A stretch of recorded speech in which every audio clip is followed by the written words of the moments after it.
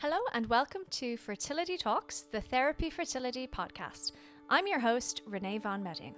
This week I sat down to chat with best friends Donna and Alison, who both separately went through IVF treatment at Therapie Fertility and ended up having their children on the same day. If there's a girl at home now that might think she might have problems and she comes across this podcast and you're like, we're just normal Joe Soaps, just put your confidence in a clinic, choose one and go with it. I just think it's so incredible that you've known each other forever, your families know each other, you're best friends. Like, I'm sure neither of you ever thought that you'd end up having IVF babies. And then I had got to the stage that I never thought it was going to happen at all. If you had to say what the hardest part of going through the struggle to have your children was, what was the hardest part? Seeing the negative pregnancy tests. 100%. If you could give one piece of advice to someone who is kind of embarking on a similar journey, or Money comes down to a factor with a lot of people, and I just would like to say, my name is Alison Arnold and I have been trying to do IVF treatment for about the last 4 years and finally got to this fantastic place and had my twins back 3 months ago. that's incredible. And did you always know that you wanted to have babies?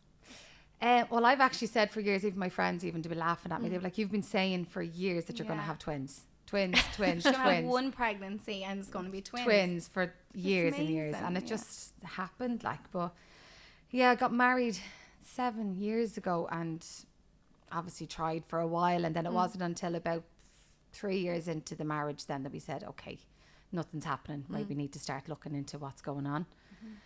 And that's when went to my GP. Then I ended up in a clinic in Blanchardstown, and it wasn't, there was no big thing about why it wasn't happening, because everything seemed fine with us. And I done 4 rounds of IUI, no joy at all.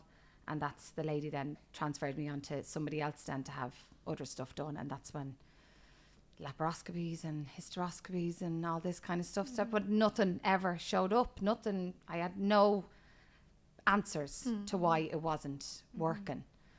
And it's a very, very long, tedious journey. So how many cycles of IVF did you have before you came here? 3 full rounds. Okay. And did you ever get to the stage of embryo transfer? Did you create embryos, or how did those rounds go? So my first round, we got 5 eggs and 3 of them fertilized. And then we transferred, I think we only transferred 1 the first time. And I actually did fall pregnant with that first one, but 5 weeks, I think, was as long as it went. Then we transferred the other 2, nothing, absolutely nothing. Then the next round, exactly the same thing, 5, 3 fertilized, transferred them in singles, and none of them happened. The next one then, because we upped my doses of all the injections and stuff, and we got 8 that time. And I think we got 5 that fertilized, and it was kind of funny, so this all happened in 2020, and we done 2, and then we came to the last one, and that was October. We done the last 2, and I just said, you know what, I'm not doing any more this year. Just give me a break. I need to just stop and start and think about this again. So then in 2021, I kind of asked my doctor, I said, can we have a look and see, can we do some bloods or see what's going on and see if we can get to the bottom of anything? And he literally just said to me, no, I'm good, you're this side. I was like, oh. What? Yeah. He wouldn't check anything for me. And I was like, oh, okay. So then we transferred the other one and nothing. So that was all of that. And I just went, I can't do this anymore. So I ended up actually going to another doctor again in Dundrum. And we spent the rest of 2021 just doing bloods, trying to get my testosterone and my thyroid levels right, which they obviously should have maybe checked in the other clinic, but what can we say? So that was all of 2021 that went on. And then when I finally got right, it wasn't until November when they got my levels okay. And they turned around and said, so we're moving our clinic to Galway. Are you okay to come to Galway for your treatment? I was like, what? Really? I was like, no, I'm not okay with that at all. So I just kind of left it then for the end of 2021. And I think it was here actually. I was the end of 2021. Then I think it was December I ended up here. That's when I just went, I was talking to Donna about it, and she said she was coming here. So I looked up the clinic, and when I seen Dr. Kennedy was from Sims, you're like, when you hear Sims, it's the biggest biggest one in Ireland. Yeah. So I just said, all right, okay, we'll come up, and me and my husband come up here to meet Dr. Kennedy, and Paddy thought he was just great. He thought he was brilliant. He really did. Don't say that. John doesn't need to know that. On the cutie. But he was just he was so honest with me when I told him when I gave him all my details and all this. He literally just said to me, he just goes, look, we're probably looking at 25% of a chance because of how long this has gone on for. And I appreciated his honesty, because at that stage I was like, you know what, I don't think this is going to happen for us, but we'll give it one more try. So we saw out the end of 2021, and then I was in here in 2022 at the start. So I'm really interested so you've obviously known each other forever. Yeah. You have older children. Yeah.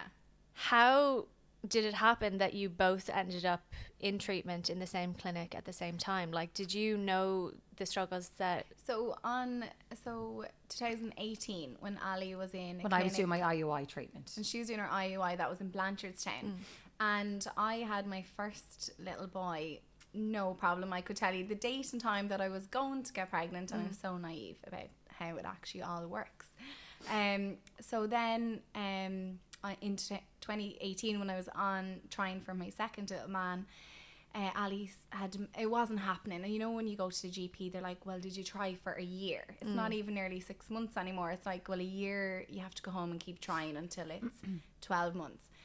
I actually found myself lying a little bit when it was like coming up to 10 months. Yeah, like, you're like, oh yeah, it's been a trying year. for a year, when like, because you're desperate. It's desperate, like, needs. But I then obviously knew Ali was in Blanchardstown, and I said, well, do you know what? I'll just go. Like, no patience. I was like, I'll just go into Blanchardstown and just have a little investigation. And it wasn't just a year. I was trying for a good year myself, with ovulation sticks, with telling my husband to get home from work. I'm ovulating with it. All the fun stuff. The chore that it was, unfortunately.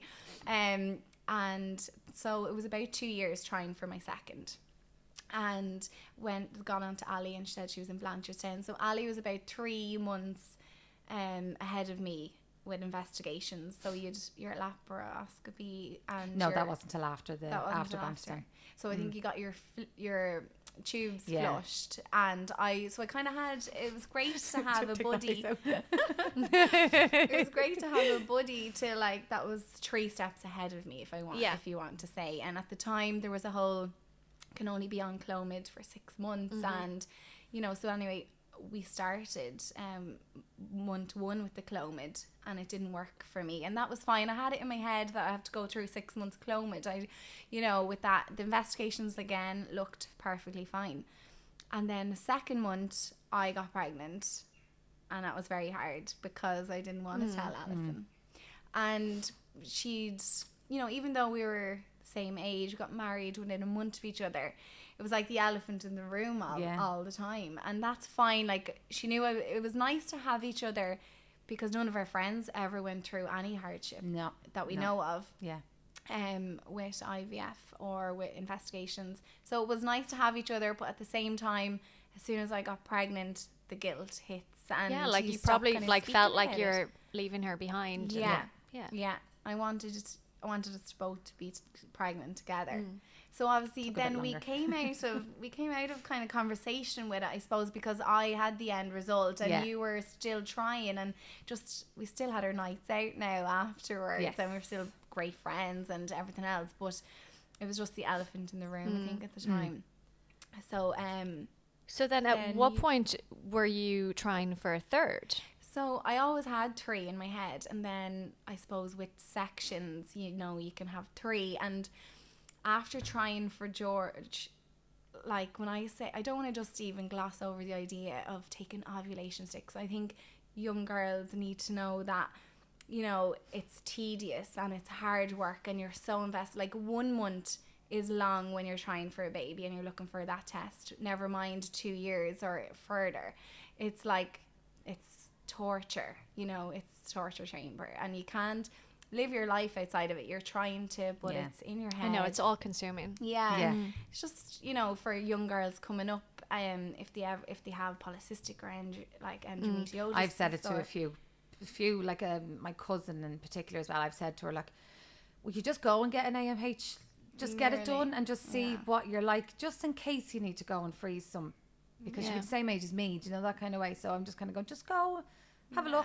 You're trying it could be fine. Push yourself on other people to help them. And do you think if you had known earlier in life that you might have to go through IVF, you might have to go through all these investigations, do you think it would have, even if the outcome was still the same, you still had to do it, do you think just even knowing would have prepared you a bit more? I have to say,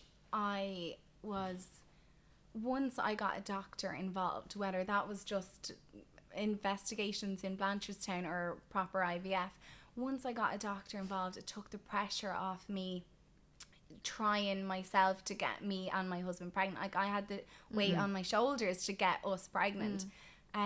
So I just feel once a doctor got involved, I relaxed, and it felt like the weight was lifted and it was someone else's responsibility. Yeah, well, someone else is working with you to help you do this, and it's not just on you. Yeah. So I do think if I had to have known that it would be successful in the end, and I have the IVF options, that yes, it definitely would have been a welcomed option. Because I hadn't a plan to wait until this age. I wanted them earlier, good few years earlier, but I didn't obviously know this was going to be my journey, like, so. So then when you ended up coming here, how did that end up that you ended up both being here? End of 2021, yeah?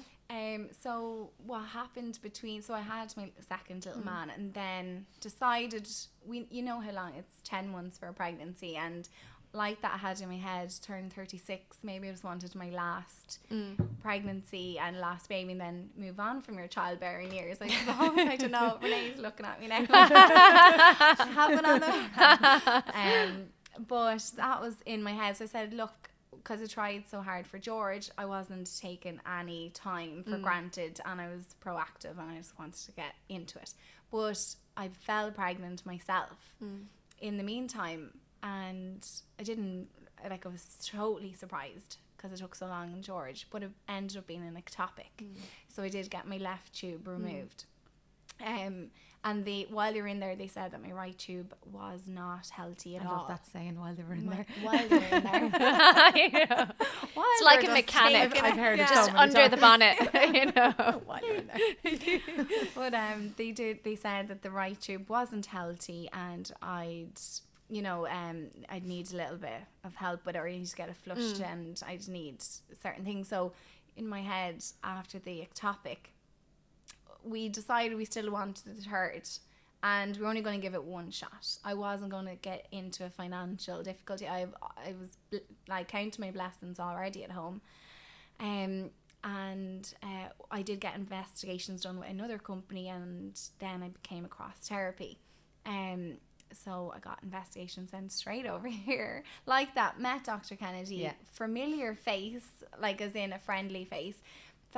Didn't feel like a big overwhelming clinic. You know, I was at another clinic. It was so clinical and so scary. Came in here, you're greeted. It's a lovely clinic, and Dr. Kennedy was fab. And just down to earth, just spoke to me, just so genuine, wasn't he? Like, he spoke to you like, you know, an uncle would, or you felt so relaxed. He's just so honest, like. So I just put all the eggs in the basket. So anyway, I had to come here then, and I had told Ali that I was coming here. Yeah. Because I had been just going, I'm not going back to that last place. I need to just do something else. We didn't exactly know what stage we were at. So you weren't. It wasn't like you were like timing it. No, we were lying to each other we as were well. lying. We had so both many of us weddings. were pregnant at the end, and we were both lying. We were at a wedding. They were like, "Yeah, I'm waiting to go and get more stuff looked at." We knew we had kind of had to tell each other. So neither. So you were both pregnant, and you hadn't told each other. Yeah. So were you like, oh, I'm not drinking because I'm just like preparing for... Both of us were like, we're in the corner, we were like, at the wedding, we were like, oh yeah. So So I'm going actually to go and get other stuff done and da-da-da and da-da-da. Yeah. And then the two of us, and she texted me the week before. Yeah. And she was like, oh, Ali, I have something to tell you. And it was the same thing again. She was like, because you were afraid. She thought I wasn't pregnant. No, not even say, like, and when, like, passing by all of that, when Ali told me, I was honestly so much more happier for her than I was my own result. I was like, what? I was so happy. I was a lot happier for you than myself, because she's been fighting this for so long, going through a lot more. You know, we have a WhatsApp group at home, and everybody just wanted Ali to send in her announcement, you know, into that group, and that's what I remember from it all. Going, oh, Ali, you'll get your day. You'll send in your picture of your babies, and but so Ali came here thanks to me. So actually, so you're responsible for the twins. I hope you're the twins' godmother. I am. Two of them. Good. So, but do you now know what day your egg collections were? Yeah, or egg collection. I know what day my transfer was. Okay. The 2nd of the 2nd, 22. And I was the 24th of January. Okay. Yeah. 22. So you were a couple weeks apart in the transfer. In the transfer, and then week or something. Yeah, the it was difference. in the end. But you never bumped into each other at appointments or scans or anything. No, that's so weird. And we were saying, if you are up there, because we knew we were kind of after Christmas. You know the way the clinics close for Christmas, so we knew come January it would be very proactive and get going at stuff. So we knew, I was like, if you're up there, let me know, and we'll meet for coffee. Or you kind of did and you didn't want to. Does that make sense? Because I was afraid it was going to happen again the way it did, and I was, or that you'd be getting good news, you'd be getting bad news, or vice versa. Yeah, exactly. But when I had my egg collection, though, I have to mention, Ali was like, well, how many eggs did they collect? You can imagine what word I said when she actually said the amount. Well, this is another part of the story, because I had heard about you before I met you. Sheridan collection. Because it was incredible. So how many eggs did you get? So it was 37. Yeah. And 25 fertilized, maybe more. Sorry, I'm actually forgetting about that's just it's insane, because most people like hearing that number. It's like, what would you ever be doing with more than 20 embryos? Absolutely. And like, you know, I remember there was obviously another girl in at the time that I was getting the egg retrieval, and when they came out, you know, I think they said in it, or did Dr. Kennedy ring me? But I remember on a Friday he rang me, and it was just before he was leaving, and he was like, Donna, I don't normally do this, but I had to ring you today. And I was like, oh my God, you can imagine me going, oh my God, is it terrible? IVF doctors ringing me. And I was like, how many eggs did you think we collected? And I was like, well, I'm hoping, 3. So I'm hoping like we'd have 1. And he's like, well, I can tell you, I've never heard the amount of eggs being collected off anybody in Ireland. I know. You're probably there all like day. 37. And Ali, you nearly choked when I told you that. You were like, are you joking me? Yeah. And I was like, but sure, look, only probably 10 will probably make it. Like, you'll be fine. I know. 26, 27, she said I still have them in there, and they're still frozen. And I have a little every time I come up here, I don't mind coming up. It's like a little visit. Wave in the window. We'll go over after. You can wave in the window. Look at them. It's incredible though. You know, especially when, like, obviously for people listening to this is not a norm. Like, that's it's not normal. And extraordinary. And actually, any time I mentioned it, they were like, "Oh, did you overstimulate?" You know, and was it really painful? And I was like, "No, didn't notice the pain. I'd actually have worse ovulation pains than I would menstrual cycle. So it was just a normal feeling. But they were like, oh, so it's not good quality eggs. This is what I kept hearing when I heard. So there was the joyfulness of 37 collect, but they're not good quality. And I was like, because you couldn't possibly get good quality, with that amount. And I was like, oh God, so this opened up a whole new worry. And but no, then Dr. Kennedy rang me back with the amount fertilized and amount took, and we were delighted. Yeah, and I'm sure he was like, well, you don't, normally on a normal case, is it like 4 or 5? Probably 10. It just maybe. really depends. Like, Yeah. it really is dependent on the person. Like, a good number is what's good for you in terms of your medical history. So for some people, 2 could be a great number, and for some people, 20 could be a great number. Yeah. It just really depends. But yeah, I'd say on average, you might, I'll be killed for saying this, but you know, you might get like 10, 12, and then you might get that sounds average. 4, 5 fertilized, maybe, you know? Yeah, not that. Not, yeah. Well, I remember getting a cupcake that day. I think I was the 100th transfer. Yeah, so that was the other part of the story. You were also the 100th. Yeah. And The 100th egg collection, right? Oh, egg collection. Yeah. Sorry. Yeah, because I remember there were cupcakes. She doesn't know she got a cupcake. She doesn't care. You're like, I don't care. I got cake. Because Dara, my husband, was like, "Will you stop saying thank you?" Because obviously he was a little bit. You were a bit irritated. woozy, And so I was you were like, "Oh, thank you, everyone. cupcake Thank was you." Lovely. I just, thank you. And he's like, "Stop saying thank you." You're like, I don't care about the eggs, but thank you for the cupcake. Doesn't matter what happened that day. No, but in all seriousness, like, you gloss over a lot. Like, even when you were saying AMH and ectopic and laparoscopy and all these words that I just feel like young girls, or like even miscarriage and ectopic pregnancies, like, it's us as Irish people just, or even the older generation, including my mum or my nanny, would just gloss over them words as if they're nothing. And I just feel like if you could tell someone today that, you know, the terminology and the meaning of those things, like, if you could just, I suppose, I don't know what I'm trying to say. It would just be a bit less scary, I guess, because even like the AMH test, that in itself is not scary. It's a little blood test, and it gives you valuable information. You know, and yes, of course, like the laparoscopy and the hysteroscopy and all those things are more invasive and all of that. But even if you have some information as a starting point, and you're just kind of aware. Just more aware that there might be issues. Yes. Because so many people run into issues, and the majority of people who do never, like, I'm sure neither of you ever thought that you'd end up having IVF babies. No, definitely not. No, absolutely. And then not. I had got to the stage that I never thought it was going to happen at all. Yeah. That's the way it was just before. And you're thinking this is the end of that's what I had got to at the end of 2021. I was like, we'll give it one more go. It's not going to work. Yeah. That's just, but I had done an awful lot in 2021 as well. I was kind of looking more at myself rather than just relying on all the medication. I know whatever, but I went to a woman, Lisa Morrissey is her name, and she does like acupuncture and all that kind of stuff, but she done like a full kind of health screening thing on me and she goes, your stomach, you have problems with your stomach. And I says, I have had problems with my stomach for years. And she goes, that's your problem. That's having an awful lot to do with blocking everything as well. So she done an awful lot with me for my diet and stuff as well. And I also got a lot of acupuncture done beforehand as well, which I really, really think helped for me. So you just got yourself into a better headspace. I needed to. Yeah. It needed doing, like, because I don't know where I was going. I was just like, going from pillar to post with everything. Well, it's such a hard journey to be on, and I'm sure your experience of being here was also very different, because you having come from doing lots of cycles of IVF, lots of transfers, and I know you had done.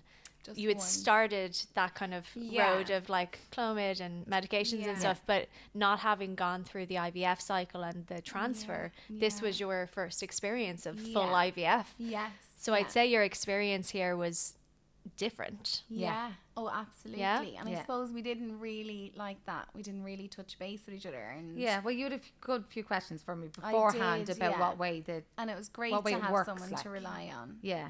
You know, because and I'd like being able to give a little bit of advice for it as well. Just go, well, this is what will happen, and this is what will happen, and all that kind of stuff. Like, because you don't have your Ranae, you don't have your mom or your nanny, because of what maybe wasn't spoke about. Yeah. And that's what's amazing about podcasts. Like, we're normal Joe Soap girls. We're at home living in the sticks, and we don't know anything about anything in Dublin City. Never mind. I was on the M50 today. Oh my god. You know, we're just normal people, and when you're scrolling on Instagram or any social media accounts and you see podcasts, they're nearly intimidating, because you don't know what they're about, or you're going on, you know, maybe if there's a girl at home now that might think she might have problems and she comes across this podcast, and you're like, we're just normal Joe Soaps, just put your confidence in a clinic, choose one and go with it. And you know, and I know like you used your initiative to move from that clinic. And I was telling her in the car on the way up, I actually have anxiety thinking about, or I just get anxious thinking about, if she didn't move from that clinic, would she never have children? And that is, at the end of the day, black and white. Like, I'm glad you moved, and I'm glad we have the 2 little scuts. 3. I told you, I'm putting you first. So Ali, what was your experience of treatment here? Because you kind of came into it of like, this is our last shot. Well, like there's one, I remember the day, I know I'm skipping ahead of here, but I remember the day that I came in to get my scan when I was pregnant, and we met Maeve on the way in. And Maeve's face was so funny. She was doing my scan, and my husband was sitting there. We were looking at the big telly, and she was there scanning away. And then she goes, "Okay, there's the first little flicker, and there's the second little flicker." And me and my husband just went, and she kept going. I said, "No, 2's enough. Thanks very much. 2's enough. No more flickers." She was still, I could see her face as well. She was just like, "Oh my God!" But everybody's just so friendly and. It's intimate more than like, it's not like you're just like, okay, like you're next. You know, that kind of way. Like the clinic I was in, they were fine, but it was just, I don't know. I didn't feel like they had my interest in heart at heart. It more so than anything, that they like the likes of that. When I asked my doctor, will you do some blood tests or something? No, everything's okay. I have everything I need. I'm like, you don't, obviously. Well, to not even have the conversation. I Yeah. guess, you know. So like I'd had a lot of investigations here as well, like bloods and stuff, just to make sure that everything was okay. And I remember even Dr. Kennedy, he was like, well, you're taking DHEA, and he just goes, no, we don't use that here. And a few other things as well. He goes, no, they're just add-ons. You don't need them.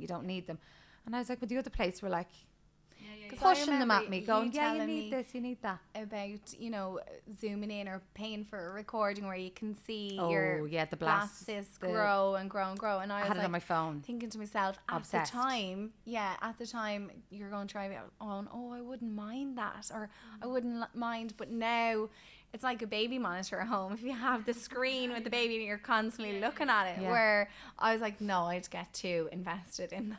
You'd want to have some screen. I know. Be like CCTV, like all of the embryos. Oh God, what am I going to do with them? That's a whole nother conversation. It is, right? I'm hoping you can help me with that.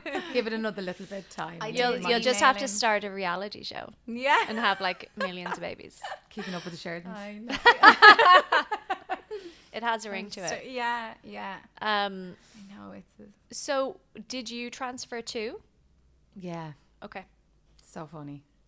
The transfer day was so funny. Yeah. So what was that? Because obviously the majority of people are recommended to transfer 1 because transferring 2. Yeah, but obviously, like Dr. Kennedy had said to me, he goes, your odds are very low, so we will do 2 because like I'd had so many. It's not like I was new to it. Like So we went into the room and got set up, and then the girl that the embryologist she stuck her head in the window and she just goes, are you transferring 2? And I was like, yeah, you mad joke. I was like, I have one guess as to which embryologist that was.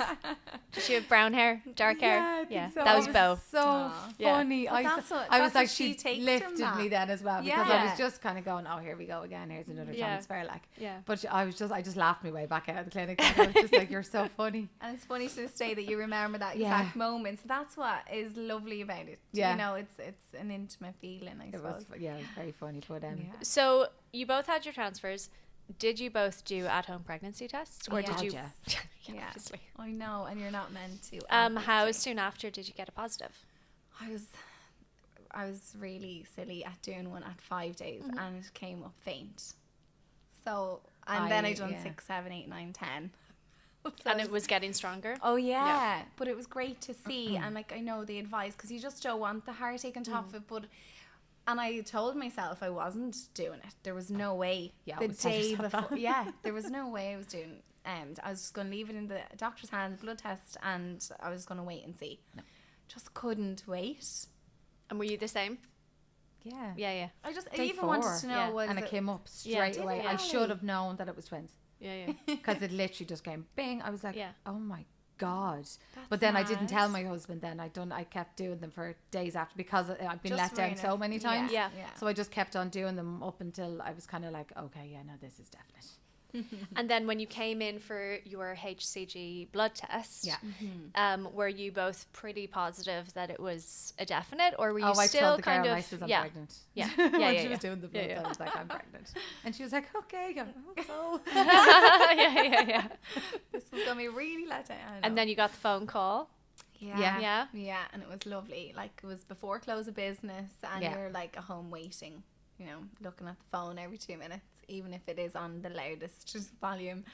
And yeah, congratulations. And it was like, because I suppose, look, you do what you can do to have your family, but when it comes down to like, so I had Freddie first and I didn't have to pay for him, put it that way.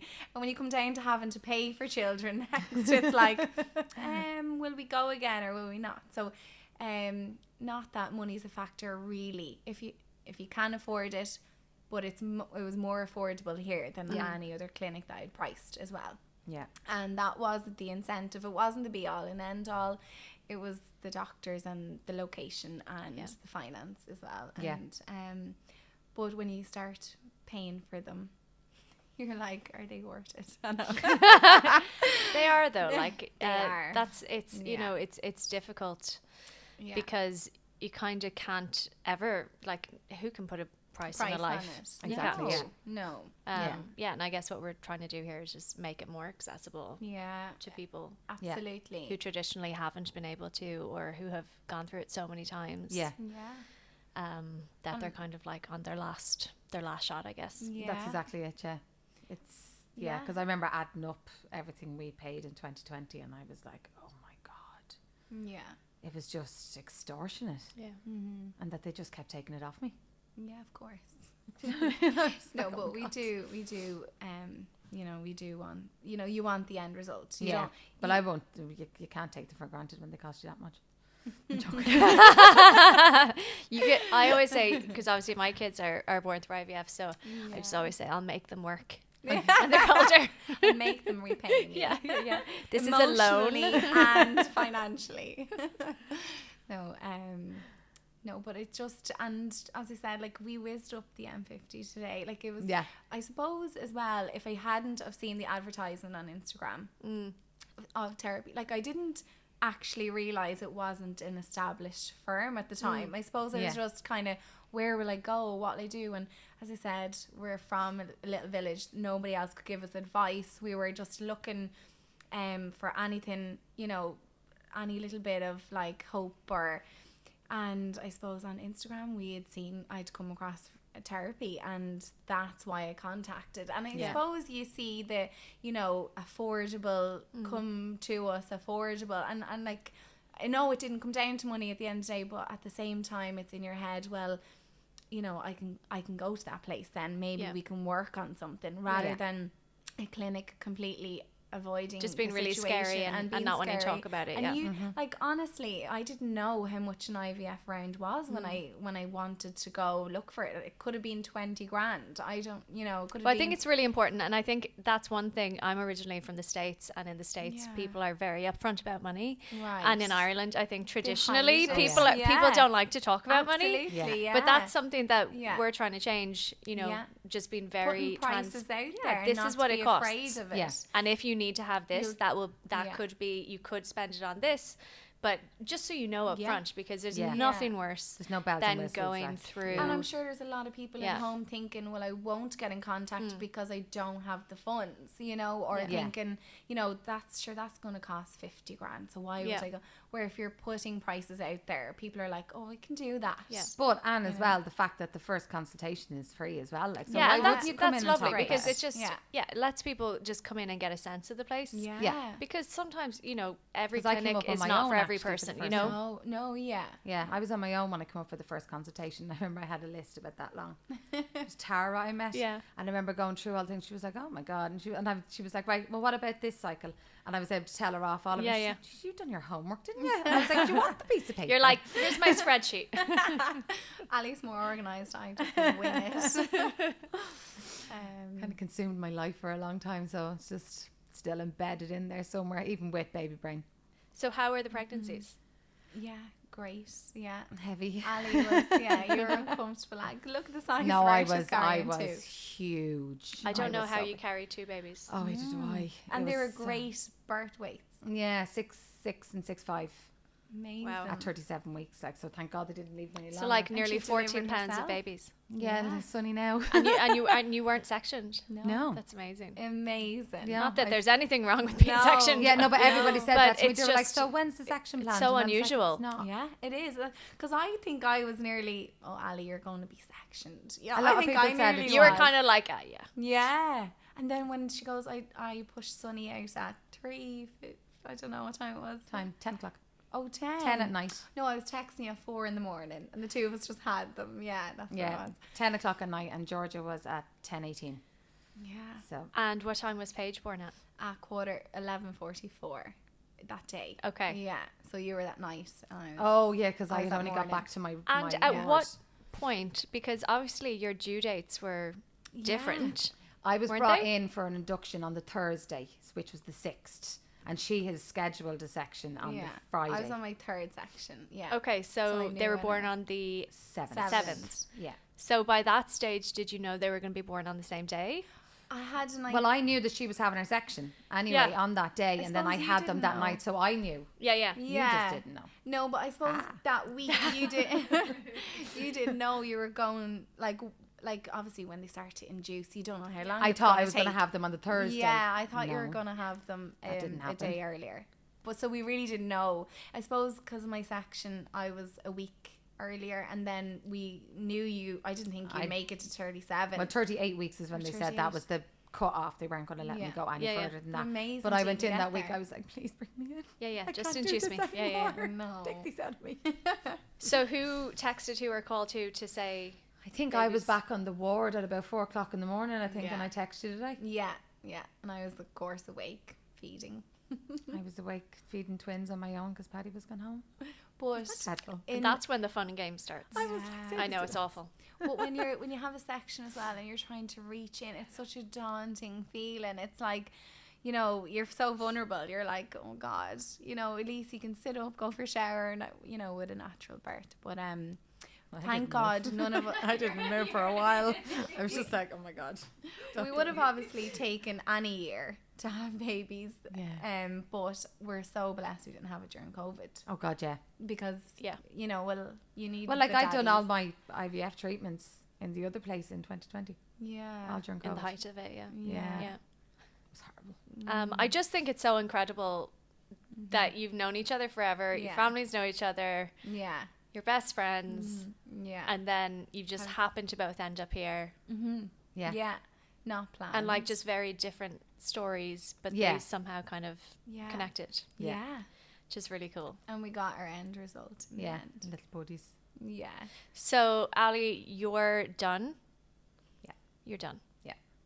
You've got your twins? Yeah. Aw, No, I that's know. I'm great. kind of going. But no, no. I want to enjoy them. Yeah. And I'm 38 in March, so I'm like, no, I don't. I'd have to rush another one if I was going Yeah. to. So I'm like, no, I'm going to enjoy my 2 little babies. And of course, you just naturally presume now the next cycle that you'd just do Easy what happened. peasy. So that's Yeah. not the case. Yeah, which is not the case. It's No. it's really difficult because, you know, the percentage that you got, the 25%, Yeah. that was a real percentage. Yeah. But you just happened to fall into The best. the part best is, part of yeah. it, and you just as easily could have fallen into the other part of Exactly. it, which Yeah. is really difficult because. And I don't have as much time Yeah. now to look after myself as I did Yeah. coming up to Yeah. this Yeah. one, because obviously you don't have time to do anything anymore. Yeah. And I'm absolutely done, Renee. just the question of. all Am I of the going to? embryos. Oh Well, I can't put them all in me, but if I could, I know, because I have an attachment to them. I And I don't know know. why. Well, obviously, you know Well, of course, why, because but yeah, and Paige Yeah. is from that cycle. from that cycle, and actually, they had thawed an embryo beforehand that didn't make it, Okay. and then Paige did. So obviously, she was the dominant one. She wanted to come. She wanted to be born. Yeah. So yeah, with the others, but I suppose with the 3 sections as well, they said there was a lot of scar tissue this time. I got them to take my right tube as well because it wasn't healthy. And so I'm done, but I'm so grateful. Like, it was a hard process for you to get your 2, and it was such a hard process for me to get my 3, but we've got there now, and the conclusion is that we can move on. Yeah. From that kind of part of your life. From that little phase. Yeah. Exactly. Because that, it just took over my life for a long time. It was did. like putting things off. I can't go to this. I can't go to that. I can't drink and I can't. Yeah. Socialize. But as well, then it was hard for, you know, like, I suppose it came to a stage where it was hard for you to see new babies. And you know, it was. And I hated the fact that, like, with Donna and a lot of my friends have had babies, and they are absolutely dreading coming to tell me. Yeah. Which is horrible, but I hated hearing it as well. Yeah. Which was horrible as well. Yeah. But now I'm just like, ha ha. Somebody that's pregnant. So I'm so glad for you. Yeah. Ali. No, I'm glad you to be. You deserve it if anyone deserves it. I can actually be not grateful, but I'm happy for other people now. And instead of that, I felt and it wasn't nice to be that resentful of people finding out they were pregnant, but I just couldn't help it. That was just me. Yeah. And then it was a full, like, what, we're married now 8 years. 8 years so this year. So it was a good, say, you know, 6-7 years where you were. Yeah, it was. Yeah, we tried for half of that, and then that's when we started then looking at it again. But it was just. So it's you know why she became overwhelming. Resentful. Like that long, it's after taking up your whole. I know. You know. Oh, thank God. What if you had to say what the hardest part of going through the struggle to have your children was? What was the hardest part? Seeing the negative pregnancy tests. 100%. Even now to this day, when I see a positive pregnancy test, I'm just like, it just gives me such a lift. But it was definitely the negative tests, because I just had so many of them as well. Like it wasn't like I had 2 miscarriages along the way. Like it was before one of the operations, and then once when I had the IVF. But it's the negative tests, and especially when I got the positive tests, found out I was pregnant, then started bleeding, and then negative, and you're like, it's just a kick in the gut. But and what about you, Donna? What would be funny enough? The negatives not as much with me. I think just the hardest part I just remember was trying by myself, trying to get us pregnant and trying those ovulation tests. They were clear blue, they were the best ones, but one, you nearly knew you were ovulating and you still wouldn't get your smiley face that comes smiley up. Face. And I think that was just a trigger for me. That stage was hard when I had to try and get us pregnant. I said I got such relief when I Well, it's so interesting the way you talk about it, like you have to try to get us. 100% though, isn't it? Because you have to check your dates. I feel like it was my body, but at the same time, I know there's the imperfection in male sperm, and I know, but for us, I felt like we'd gone through investigations, and it wasn't Dara. No more, it wasn't me, but I naturally, as an Irish woman, maybe just feel like I had the responsibility. But that was one thing actually that never happened with the other clinic. They tested his sperm for the count and the quality or whatever, but it wasn't until I came here that I heard of FRAC. Is that what it's called? DNA fragmentation. Yeah, I'd never heard of that before, and there was a slight abnormality with Paddy's. So like Dr. Kennedy threw vitamins at him, like and that's all it was just it needed vitamins and things like that. And that was obviously a big part of it as well. So you had to forget all these things. You do forget. It's all these little things that you forget, but it was never, I never heard of it until I came here. And obviously it is a thing, like. Oh, absolutely. And that's, I mean, that's the great thing about improving sperm quality, is that you can, like, there's not a whole lot you can do with eggs. Like, you're born with what you have, and I mean, you can improve your kind of lifestyle and stuff, and then age is obviously the biggest factor. But with men, like, they like keep producing sperm every 3 months, so you know, you can kind of I'm so glad I have 2 of those boys I don't have to worry about, but us girls just go through. Well, it's just, look, it's really important for people to be educated from younger age, even if you do encounter these issues and you do go through fertility issues. I think having a bit of forewarning, having a bit of a head start on it, almost.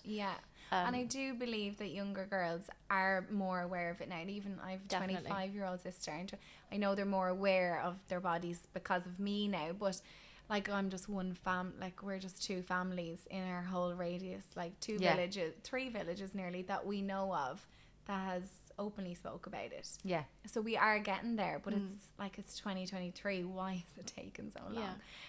But for young girls growing up, they might think in our village that, well, I remember Donna or Alison went through something, so now we're an advocate for them. Like, like hopefully we will get questions. Yeah. And I have actually gotten questions. I wouldn't be shy of sharing therapy on social media or page, or or where she came from. If anyone asks me, I actually say she's an IVF baby, and I don't know why I say it, but I just say it to bring like awareness to them that we tried hard. But I think it's people obviously think that when you start looking at all this stuff, it's going to be invasive, and it's not. It's blood tests and things. It's never.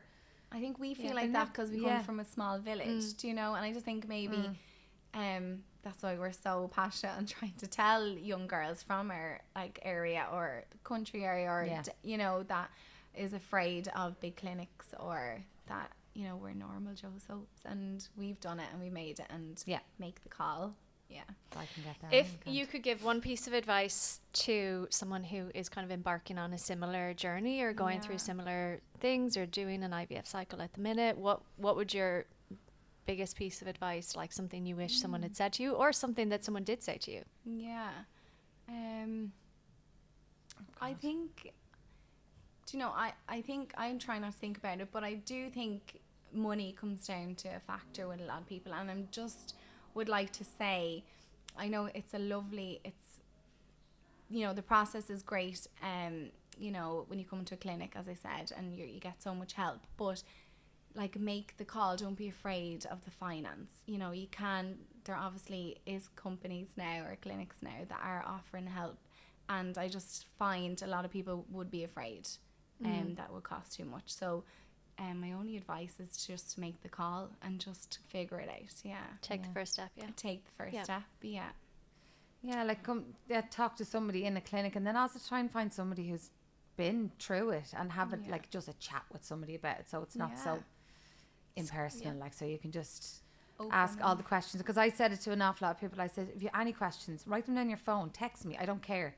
I'll answer any questions for you. It's absolutely, like, even one girl had a baby there a couple of weeks ago, and she was down with me a few weeks before she had the baby, asking me about labour and all this. I said, I'll be straight with you if you want. Tell me if you want me to be straight with you. And I just went through and like, I gave her hospital bag, everything she needed, all little things like that. I said, just ask me. So I'm a few weeks ahead of her now, obviously, with the babies. And I said, look, anything you're afraid of, just tell me about it. And I was like, how's your witching hour going? And she was like, yeah, it's fine. And then other people would be going, what's witching hour? I was like, you'll see. Do you want to know? But things like that, you need somebody to actually talk to. We're so old school. No one talks. Or like, even I remember when I was 21, I miscarried. But even my mom and my mother-in-law, like, they were kind of like, oh, you'll be fine. So we were actually going to Livigno, Italy, skiing, and they were like, why don't you just go skiing, and it'll just be a miscarriage over there. But I didn't realise what it entailed, and the pains and the contractions, and but it's the old Irish way of going on, and it's not Irish, but it's the old school way of going have a cup on. of tea there, you'll be fine. You'll be grand. You'll be fine, and it's just not spoke about. So so thanks, Ranae, for the podcast. No, thank you. That's why it's so important for people to share their stories, because it's one thing to have like professionals and experts talking, which is obviously really important as well, but I think for me, as someone who's gone through treatment as well, the most interesting thing to me is like hearing people's actual experiences and the journeys they've been on, and I think that's what really connects with people, because someone from your village might hear this and be able to just kind of, that sounds so Irish, from that village. But we do have a village. But and it just gives people a bit of hope, if they can do it, maybe I can do it too. Absolutely. So thank you so much. Thank you, Ranae. I can't wait to see the babies again. When they're a bit bigger. And good luck with everything. Thank you. And you too. Thank you.